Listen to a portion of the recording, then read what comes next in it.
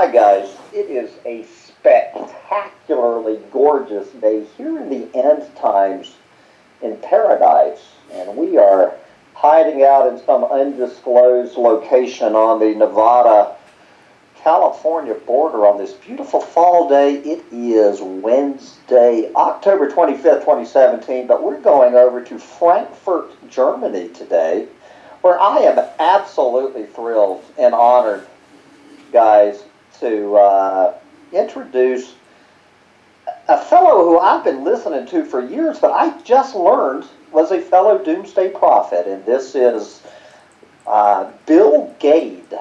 I think that is the way you pronounce it. Gaede. If you're not familiar with Bill Gaede's work, you need to do yourself a favor and listen to this man, and that's what we're getting ready to do for the next 30 minutes or so. And Bill Gaede we're going to be talking why Bill believes we are the last generation of human beings to inhabit the blue planet. So, Bill Gaede, welcome to Humpty Dumpty Tribe, and I'm going to let you introduce yourself, and then we're just going to dive into a conversation. So say hi to the tribe. Hello, and my name is Bill Gaede. That's all I need to say. Gaede, okay. Yeah, some people say Gaede. In German, it's Gaede.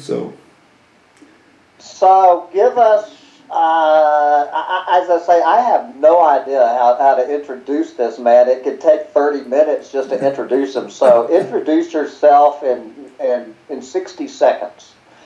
Well, I don't like to say much about me. I'd rather concentrate on my theories and what I've got to say. And part of the reason for that is people usually go off on tangents on finding out who is he, what does he do, and this just clouds the issues. It's better to concentrate on what does he have to say. I'm not here to make people believe me. I want people to understand what I'm proposing. Whether they believe me or not is their personal business. And the only thing you do with by introducing, I've got this degree, I've got that experience, is just putting authority behind it. And I don't like that. I don't like people concentrating on, who the guy is. In fact, I look at it the other way around. Person who usually has a degree like from Harvard University or from, Cambridge or whatever, they usually, how did they get their title, their degree? They got it by memorizing, by passing the tests. Yeah, exactly. And that means you have to answer the questions on the test. Now, you might have your own opinion about how this world runs, but you better answer the question on the test right, the way the teacher wants it or the way the establishment wants it. And that means, they're indoctrinating you. Humans have worked their way, essentially, to a catch-22 situation where we created all these institutions and they become churches. There you go, brother.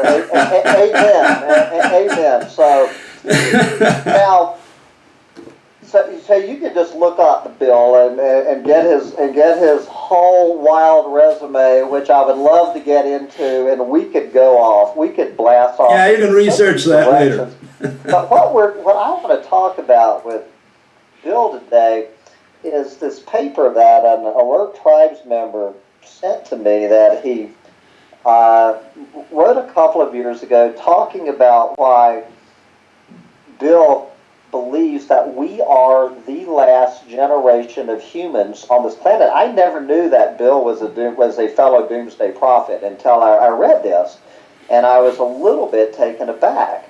So what we are, I could just sit here and read this, but there's no point in it. So Bill, give us a 1 minute overarching summation of why you do believe we are the last generation of humans, and then we'll break it down a little deeper. Okay. Why are we the last generation of human beings on this planet? Okay, people usually focus on conservationism, on environmentalism, and I'm saying that's completely misguided. And people confuse me with environmentalists, people confuse me with conservationists and so on, animal lovers and whatever. And these are my enemies.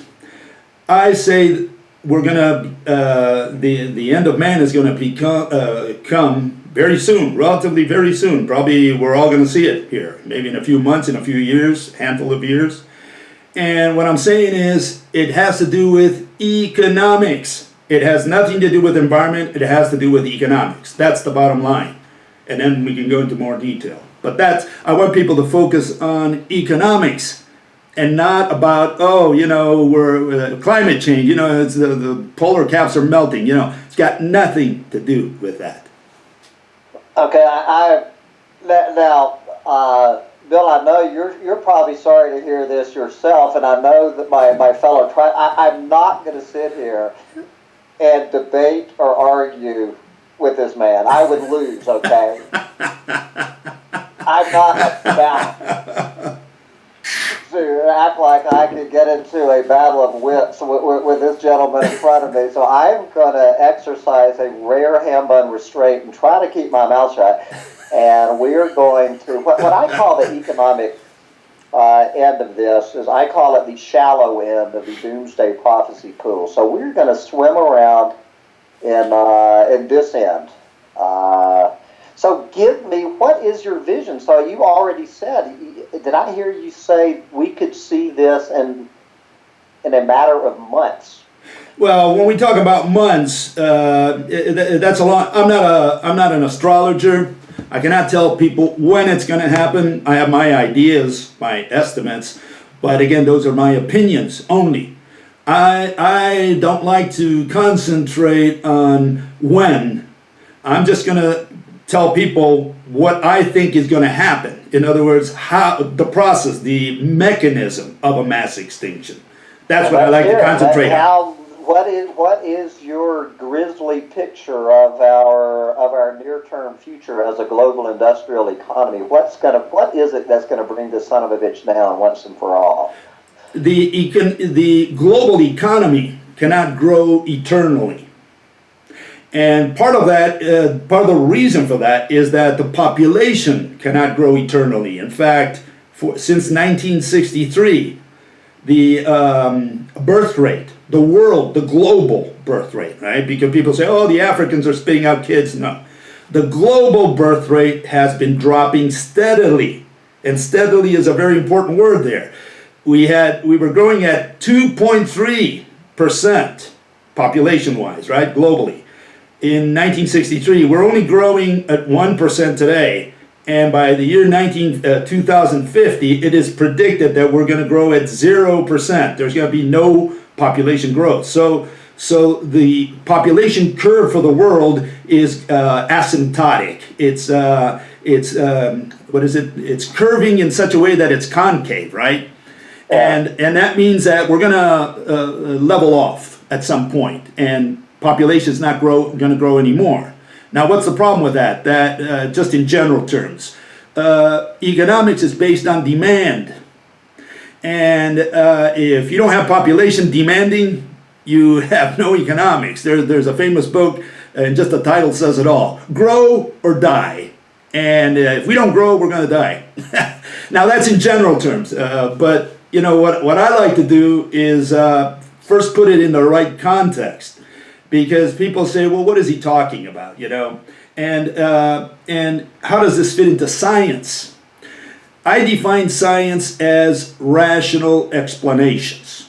I don't call it descriptions, I call it explanation. If you can explain something to me, you're doing science, a process, a mechanism, then you're doing science, okay? And the question is, explain, you can only explain a consummated event, something that has already happened. I cannot explain the extinction of man because it hasn't happened yet.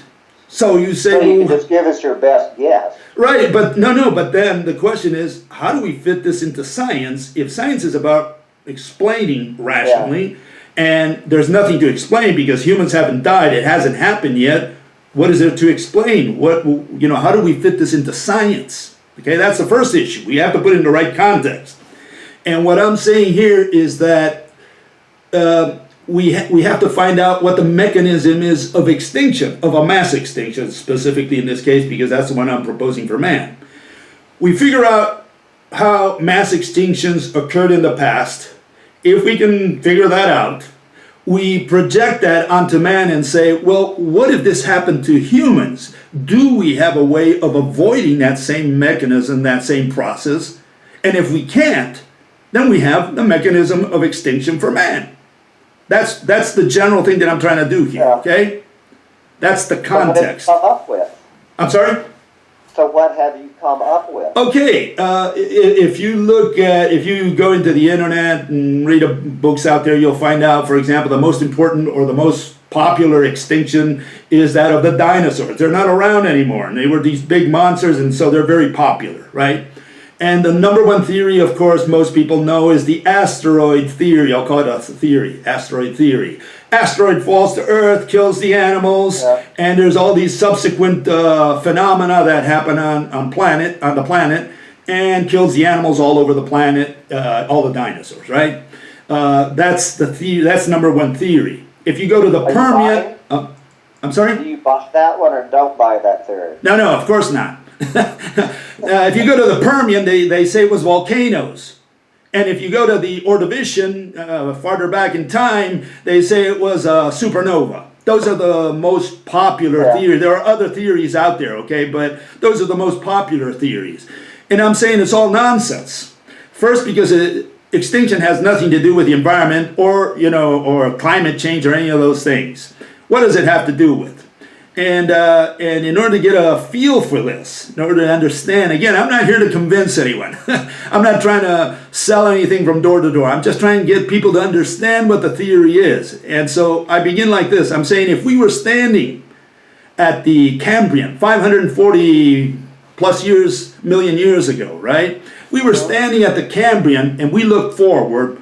We can predict, we can imagine, we can foresee that plants are regularly going to die, and they're going to be replaced by more advanced plants. For example, the ferns ruled the planet. We forget about this, but when we go to the layer of rock, we find the ferns, for example, in the Carboniferous period, right? Then came the seed ferns. They lasted all the way to the Triassic. Then came and I'm talking about those that ruled the planet. Those that had the most varieties and those that, essentially populated the planet at different points in time. And, okay, so then the ferns were replaced by the conifers, and then the conifers were replaced by the angiosperms, which is what we have today, the flowering plants. Okay? That's the big picture. Millions of years of ferns, millions of years of conifers, millions of years now of flowering plants. If we were standing at the starting line of the Cambrian, we can predict, we can foresee, in retrospect, now that we know all this, right? We can foresee that certain types of plants are going to disappear. They're going to be replaced by more advanced plants. But what happens to the animals that forged a relationship with these plants, that, had niches in all these different varieties of plants? Well, when the plant goes, the animal goes. Okay? So when for example, the Glossopteris disappeared at the end of the Permian, or when the Dicrodiums disappeared at the end of the Triassic, the animals that depended on that source of food, the herbivores, they died. And the carnivores that ate them died with them. The whole system collapsed. It was an ecological collapse. The ecological pyramid overturned. We have the many chasing the few. There's no food at the bottom. And so this guy tries to eat these guys, and these guys are not there, or they're not too many, and these guys try to eat the food, and there's no plants, so they all die. The whole pyramid collapses. That's the mechanism I'm proposing. I'm proposing that you can predict that when plants disappear, the animals are going to disappear. So what's the problem with it? The problem is that you won't find this theory anywhere, and it's a guaranteed theory. Some paleontologist should have already come up with and said, when plants disappear, animals disappeared.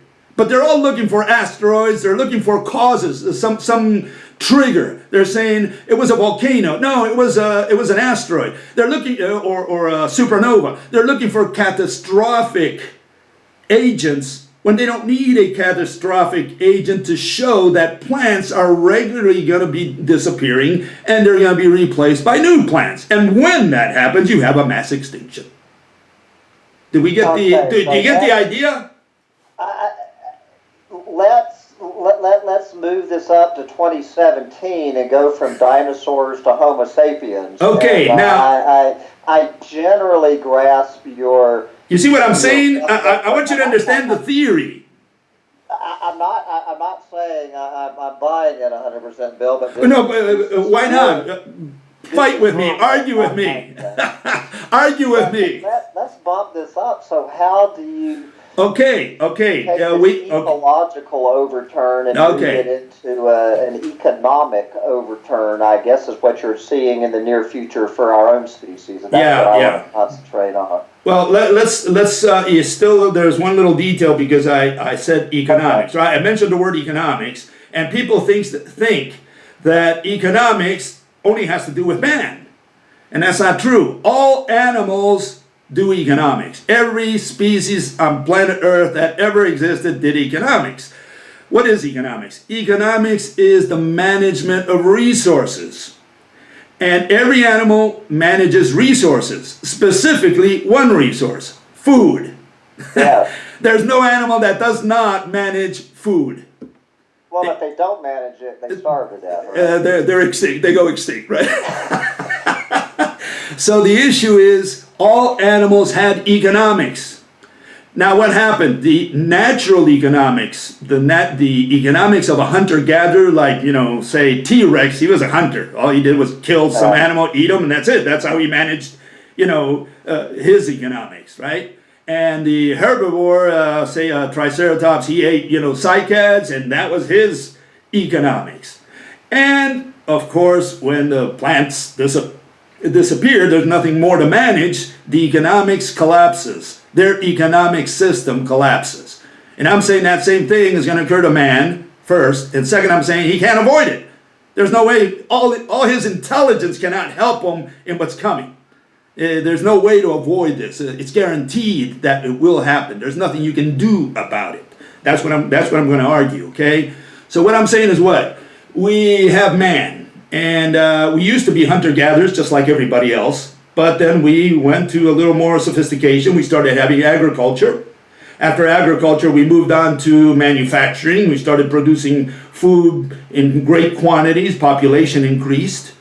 And eventually we ended up in the society we have today, which is a service economy. In fact, we're post-service now. I say we're in the unemployment society now. But that's a different issue. The point is that we are not hunter-gatherers anymore. We don't just go out into the field, kill an animal, and live one more day. That doesn't happen anymore. Maybe in some remote area of the planet, it's still happening to some degree. But people have moved on just about everywhere into agriculture. And agriculture today is also a small part of our economic system. It's a petty portion of our economic system from a labor standpoint and also from the point of view of what percentage of the GDP it forms. It's a small percentage in both places. Nobody pays any attention to food. Because you go to the supermarket and for some magical reason, the food is always there on the shelf. All you need is some money, but the food is there. We take it for granted. It's always there. We do. And so we don't think about food. We think about love, we think about sex, we think about politics, football. Nobody thinks about food. We take it for granted. Food is all, if you raise the issue of food, are you crazy? And so this is the issue. The issue, we don't pay attention to food because it's a small percentage of our economic system. It's a small percentage of our labor, and it's guaranteed because we always go to a store and for some reason it's always on the shelf. We don't know how it got there. We don't know who produced it, who distributed it. It's just there by magic. It's in a can with a label. Wow. It's magic. It's magic. I love it. I love this. But see, all this stuff works because of something we call, let's see if I got some, maybe I have some still here. We call money. Okay? Wow. It works because of, these are euros, by the way. Okay, it works because of money. But money is something we created. Humans, we created money. We didn't find money out there in the wild. We created something called money. And money has evolved over time. Initially, when we went from subsistence agriculture to commercial agriculture, we bartered. We traded maybe, corn for a chair. Carpenter did a chair better than me. I gave him some corn. He gave me a chair or whatever, right? Then from there we moved on to gold and silver. We used that as a system for transactions. From there we moved on to notes. I put money in your bank. You gave me a note saying you had so much money, and that eventually became the bills. And then from there we moved on to what we have today, which is electronic money, which is so dangerous because now we have all this money out there. Bill Gates, my brother, he's got a little more money than I do, and he's got I don't know how many billions in the bank, but it's all electronic. If you wipe it out with one little finger and say you got zero now, that's the end of Bill Gates tomorrow morning. And then all it takes is one little button. And that kind of puts you in this whole thing in the right perspective. We got all this electronic money. Most of it is there. I'd say at least over 80% of the money in the world is in some computer system, either through checking accounts, savings accounts, credit, whatever. All the money is out there in electronics. And so we see how fragile this is going, because if we have a stock market collapse tomorrow morning, and like we had in 2007, the last one we had, 2007, 2008, 2 million people ended up in the streets. Well, they were able to salvage the situation because it was a relatively small bubble. I'll call it a small bubble, $7 trillion housing market, just a little drop of water in the ocean. Fine. But now we have coming up, we have a $700 trillion, let me repeat that, $700 trillion bubble. And that bubble is the derivatives bubble. It's the casino of the banks. They play this game out there where they bet their money, they put your money into all these big, bubbles. Bubble here, bubble there, bubble everywhere. 700 trillion. Now, if someone happens to pop that bubble, the U.S. economy is 20 trillion. Just 20 trillion. You can't plug a 700 trillion hole with the U.S. economy. We're talking about the global economy here. And so we got a problem because if there's, what is money in the end? It's faith. I have faith that you give me $1 and I can do something with that $1 tomorrow. But what if I were to give you Vietnamese money, a Vietnamese dollar? Well, you would say, well, I can't do anything with that. Well, but it's money. It's legal tender. You say, but I can't do it. I don't want your money.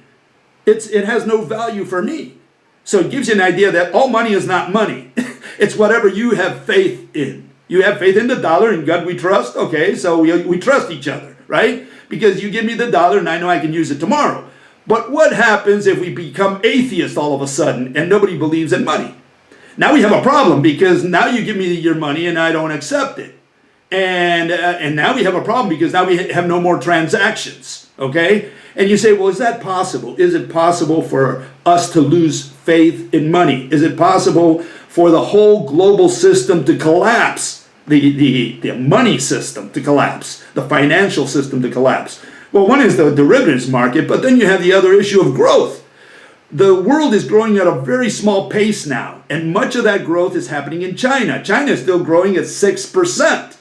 It was growing at 25% just a few years ago. Now it's only growing at 6%, and that's the engine of the world. And it's slowing down, and it knows it's slowing down, and it can't afford to slow down. It will start growing at some point at 3, at 2, and at 1%. Yeah. When that happens, it's not an if, it's a when that happens, there's got to be no more engine, no more,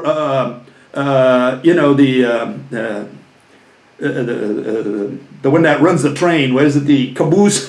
Well, you won't have the engine pulling on the world economy. So the U.S. won't be able to sell or buy so easily with China because the markets will be saturated. Europe won't be able to do the same thing, and growth will stop. When growth stops, again, grow or die. And what will happen is many companies will close down. They won't need people. There will be higher unemployment, and this is going to be a cycle where more people will be dependent on the welfare system, on unemployment, and we enter what is called the unemployment society. We no longer are in the service economy. We now move on to the unemployment economy. And you think we're already in are we in the beginning of that right now as we're having this conversation? It's very difficult to put a straight line and say, here's a dividing line. All I can say is that, and these are the indicators that I look for. You might look for a different indicator. I'm looking at China, and I'm saying they're the leader of the world as far as, pulling the world forward. They're the ones who are buying and selling, and they're still growing. And as long as they grow, there's a lot of room for businesses to expand into China, into Asia in general, right?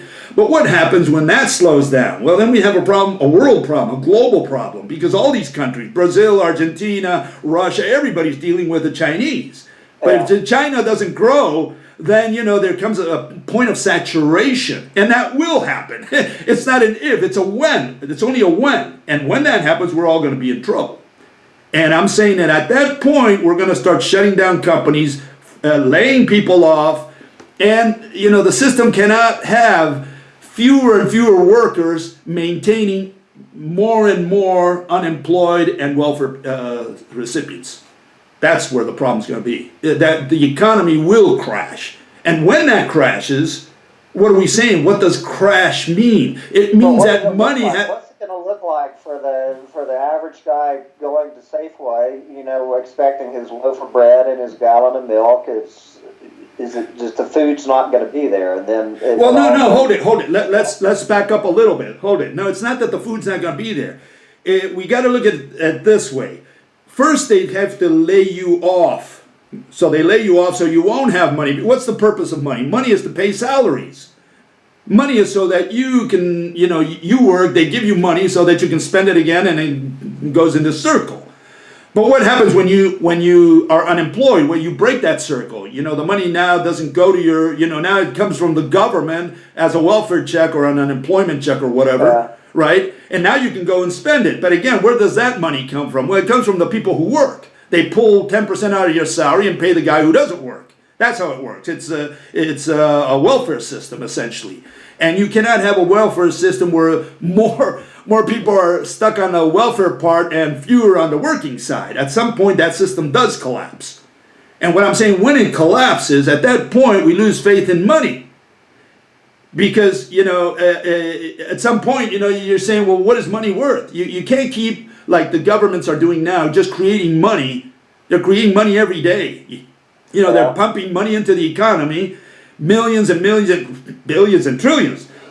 And what happens? At some point, money starts diluted to a point where it has no value, especially if you complement that with unemployment and welfare.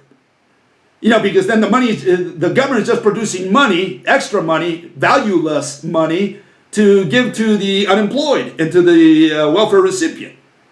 So money gets diluted. At some point, it's got to crash. It's got to reach a dead-end point.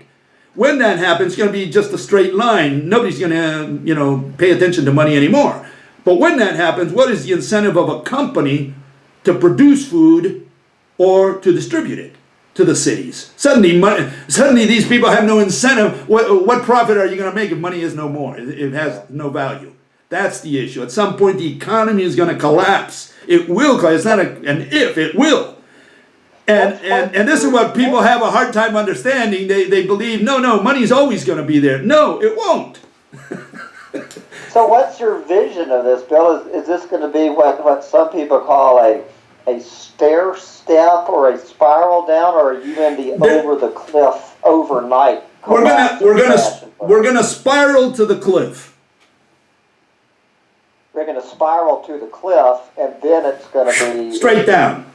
One day we wake up, and because there's a panic that started maybe a couple weeks before, and it leads to this precipice, and suddenly, everybody just says, shit, money is worthless. And suddenly money has no value, and now the companies, they have no reason to produce food or distribute it. Now, if they don't produce a computer and distribute the computer, you don't care. But if they don't produce food and don't distribute it, then you got a little bit of a problem. So what is it going to look like that morning when we wake up? And what's it going to look like 1 week after that morning? Hopefully I won't be around. Hopefully I won't be around for that day. But I cannot imagine efficiency continuing to improve every day. We do innovation, we do invention every day. We are becoming more and more efficient. What does efficient mean? It means we can do things with less cost. But what is cost? Cost is labor. That's cost. You know, you get rid of people because you can do it with a computer, for example. You go to the airport and you do your own check-in. You don't need a check-in agent anymore. You go to the bank, you don't need a teller. You can go to the machine and get your money or put money in. You go to the supermarket and you do your own checkout, your own bagging, and you pay with a credit card. You don't need a cashier. So we're getting rid of people in key places where, in the old days, in the 60s, my days, you dropped out of high school, no problem. You go to the corner store and say, do you need a cashier? Yeah, come on, we need you. So you can go in as a cashier. You won't be able to do that in the future. You won't have these menial jobs in which to start your life at. If you drop out of high school, you're dead. You better go back to mommy and daddy to maintain you because you won't have any way of sustaining yourself. Well, I think you're seeing that already. Yeah, I know. We're already... We're entering the unemployment society. Now, are we there yet? I don't know.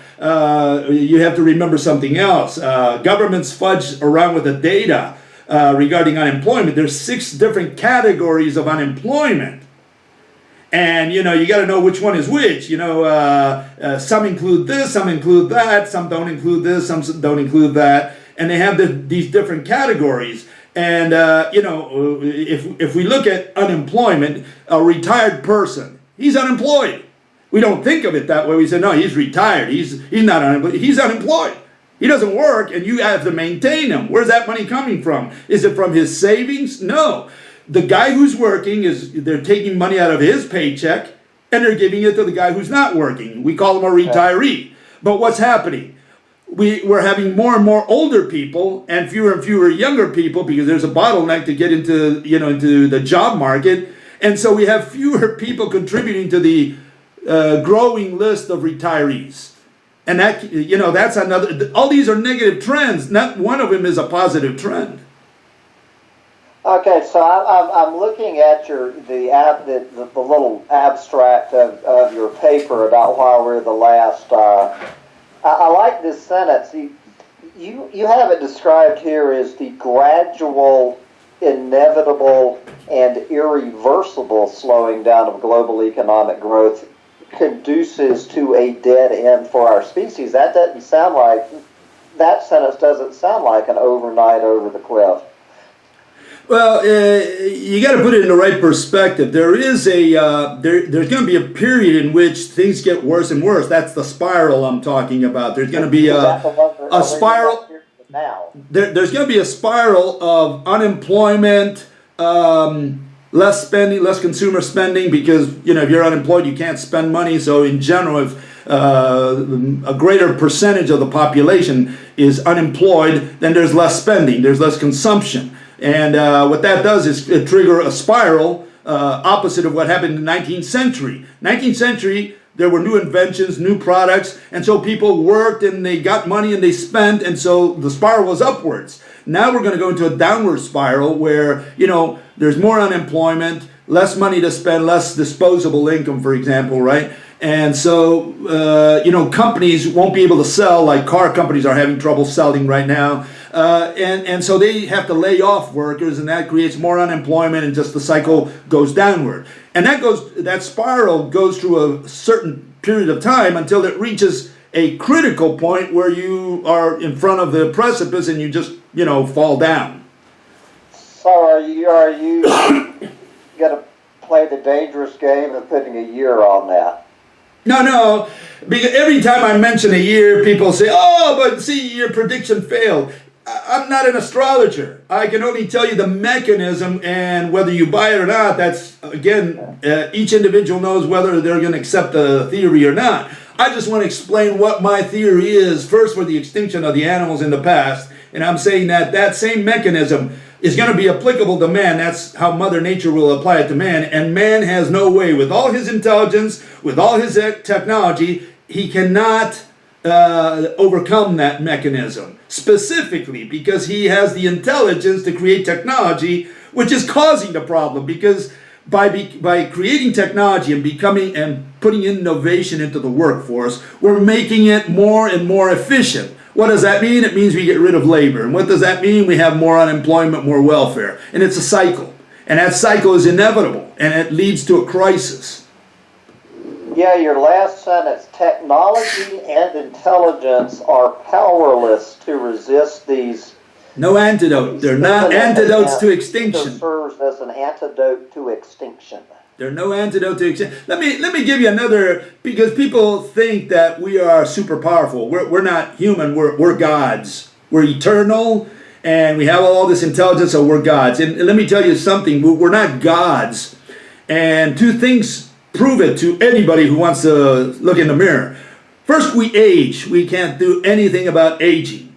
And second, we die, and we can't do anything about dying. We will age, and we will die, and we must eat. And these are necessary things, or things we cannot avoid. So it's not like we can say, oh, you know, I'm so intelligent, and I've got all this technology, all this, I can foresee the future, and I can live without aging, I can live without dying, I can live without food. You can't do that. There are certain things that are mandatory. And those are vital things, are where Mother Nature harps on extinction. That's where she goes. That's our Achilles heel of humanity. You know, the necessary things.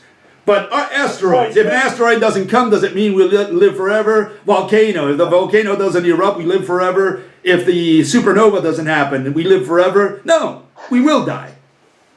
And you see this, you see this as 100% every living human being. I mean, from your scenario, 100% every single human being on this planet is gonna die because of the economic collapse, and there's not going to be little pockets of, you know, the guys who aren't as plugged into the system as you and I are, probably. No one's going to survive this. You fell short. You fell short. I'm sorry, but you fell short. You fell very short, because it's not only going to be humans that die. This is going to be a mass extinction. Mammals are going to disappear, just like dinosaurs disappeared. A whole order, families, entire families of species are going to die. That's the first thing. The second thing is, you're saying, are there going to be pockets? I think there might be. Sure, there could be pockets. What I'm saying is, there's not going to be Adam and Eve. We're not going to start, the Garden of Eden thing again. Once the collapse happens, there could be pockets of people surviving. They're just going to live out their lives, because they're going to live a life of subsistence agriculture if they're going to survive. There won't be any animals to hunt out there. You got all these survivalists. They're stocking up with guns and because they plan to live in the forest. What are they going to hunt? There's going to be no deer. We're going to kill any animal that's alive. Anything, when the dinosaurs died, they say anything that was the size of a cat or a chicken or above disappeared. And so because you're going to eat everything. Take out the animals is the hungry humans. I mean, they're going to eat they're going to start with their dog. He's going to be the first one in the stew pot, and then it's worse. They're literally going to eat everything. It's worse. It's worse. Imagine people say, well, are those tribes in the middle of the jungles, are they going to also, they're not part of our economic system. But they're wrong. They're wrong. First of all, there are no lost tribes. We found them all. There's no lost tribes on the planet. And the tribe that we made contact with now has a cell phone. The shaman, the witch doctor, he's got a telephone in his hand. He can talk to Trump if he wants, right? And so these guys are not as lost, and they're not as backward as we think they are. That's the first one. The second one is, assuming there's a little tribe out there that still hunts, right? Monkeys or whatever, and that's what they eat. Well, what do you think the people who live nearby, like, I was in the jungles of Brazil, in the Amazon, and they took me to this place where, people are living in the Stone Age, okay? But these people, and some of them do hunt, and they catch their food, like we used to do 50,000 years ago. But what happens? Everybody in town, in the nearest town, in the civilized part of town, they know about them. And what do you think these people are? They're going to starve when the shit hits the fan? No. They're going to go out there and they're going to hunt the animals that these people hunt, if not the people themselves. So to say that these people are not going to be affected by our economic system over here is bullshit. The towns that are near where these people live, where these hunter-gatherers live, all these people are going to go out there and hunt the elephant, the giraffe, whatever they can find. You're not going to starve. You're going to try to survive. And once we've eaten every single one of our fellow Earthlings, we share, then we're going to eat each other. I guess we're next on the menu. Dinosaurs died. Probably the last phase was cannibalism. I mean, let's be frank. You're starving. You're going to eat your neighbor before you starve completely to death. And that's the guy you played bowling with yesterday. So first you're going to eat your neighbor's dog, and once you've eaten the dog,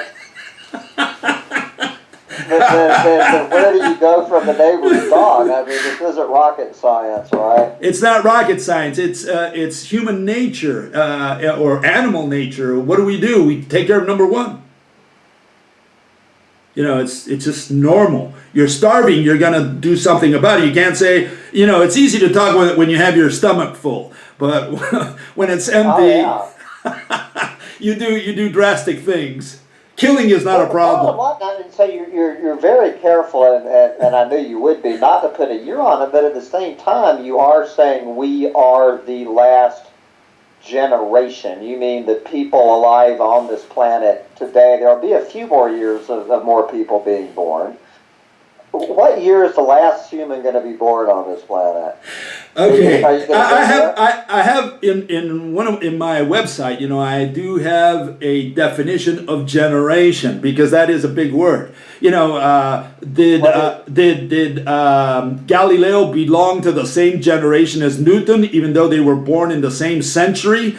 Well, generation is a word that could mean, people within 10 years, within 20 years, within a whole century. So we can't use, it's a very vague word, and you would have to define generation before you can use it scientifically. All I'm trying to say here is that, when I say we are the last generation, I could die tomorrow morning and I won't see it. But what I'm saying, it's imminent. And by imminent, I mean that the global economy is very close to collapsing. By collapsing, I mean money disappears. That's what I mean by collapse. I don't mean what all these other nuts out there say when they say collapse and they don't know what they said. I'm saying it specifically. I'm defining it. Collapse means we pay no more attention to money. Money is no more. When money is no more, we're in trouble, because our whole distribution, especially food distribution system, depends on money. So if we remove money from the equation, we got a serious problem. And I'm saying money will disappear. And that's where we have the problem with my naysayers out there, people who don't agree with me. They say, well, money can't disappear. Well, we created it. I mean, and so I go into this analysis of what possible means and what probable means. People confuse probable with possible. Possible is what we can do. It's a yes or no, black or white kind of issue. Probable is a, 1 to 100%. What is the probability? Well, 50, 60%. Is it possible that we throw the bombs at each other? Well, possible it is. I press the button, I can throw it. Physically, it's a yes or no issue. I can press the button. Will we? Is the probability. That's a different issue. Will we? Well, you might say, well, there's 90% probability. I might say it's only 10%. So probability is an issue of discussion. Whether something is black or white, whether we can or not press the button, that's non-negotiable. Sure, we can press the button physically. And the same way we can do with money. Can money disappear? Yes, money can disappear because we created it. We press the button tomorrow, all the politicians on earth get together, they have a huddle, and they say, let's destroy money deliberately. And sometimes you think they're doing that. So, we can, if we want to destroy money, we can all put our heads together and say, let's destroy money. We can do that if we want. We can do it. Will we do it? Now, that's a different issue.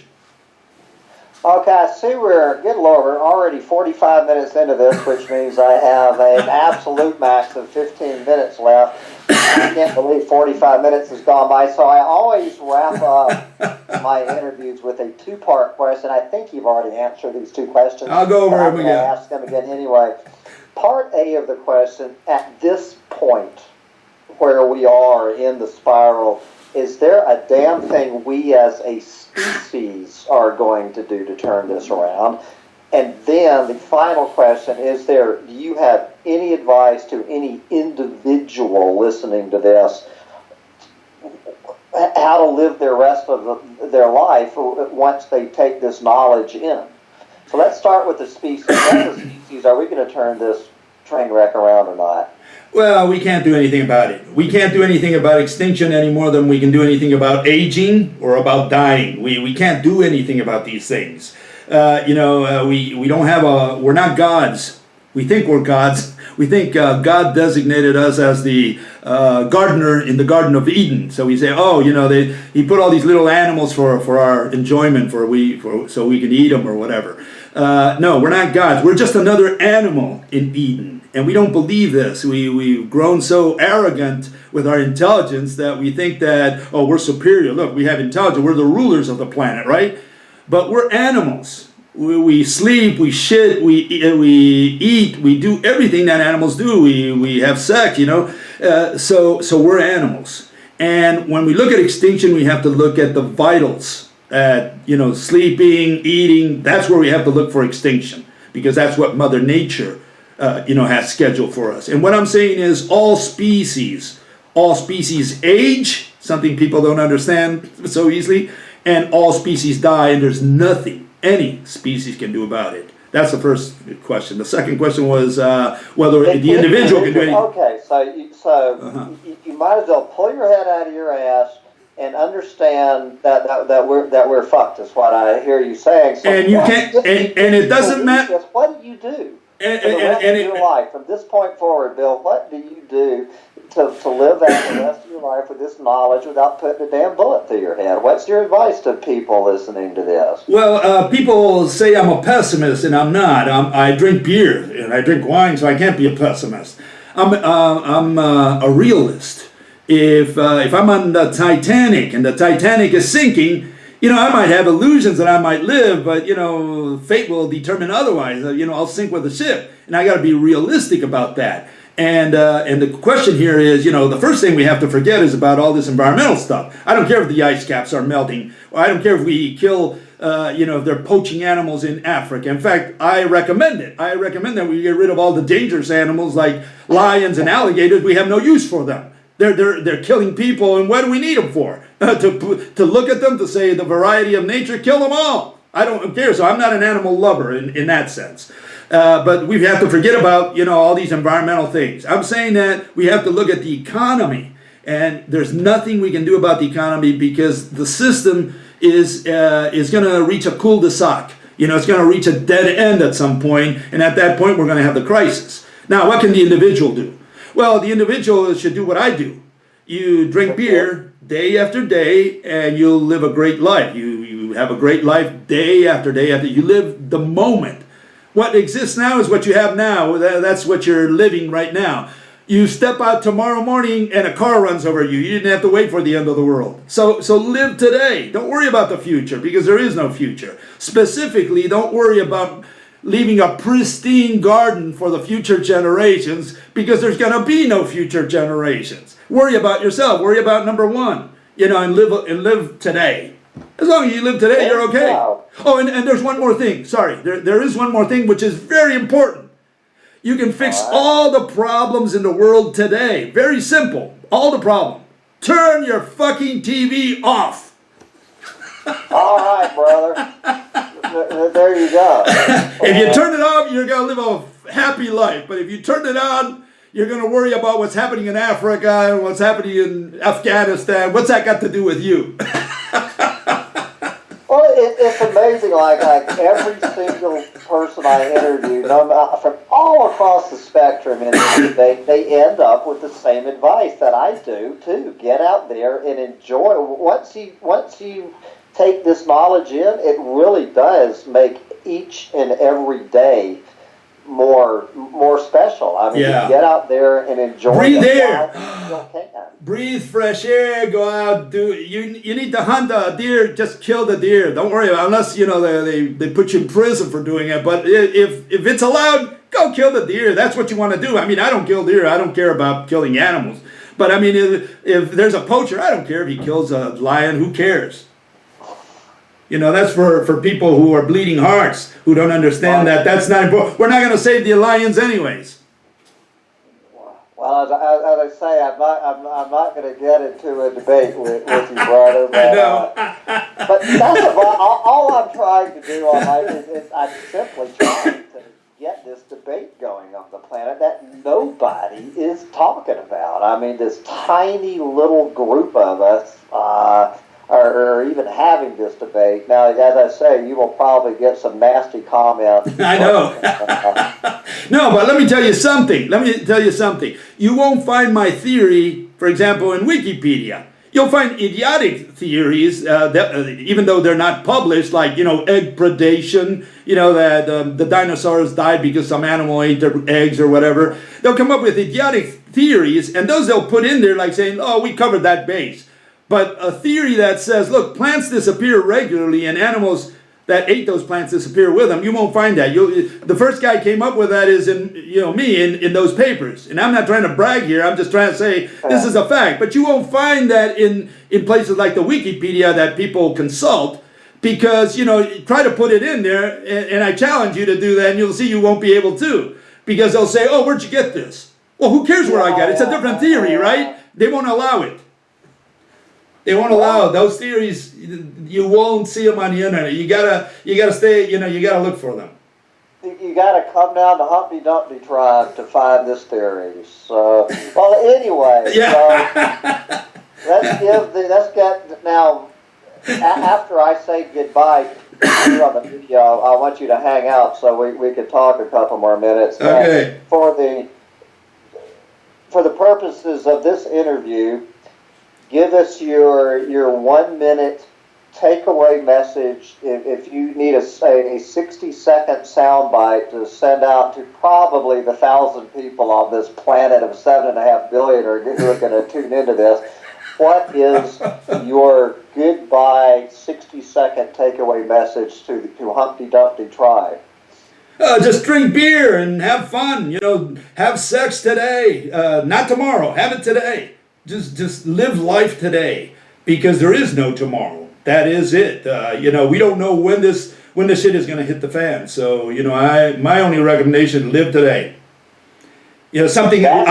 See. We always have our mind in the future. We always say, "Oh, what am I going to do tomorrow, next week, next year?" Oh, we have to leave a pristine garden for the future. And I'm saying all that is nonsense. Live today.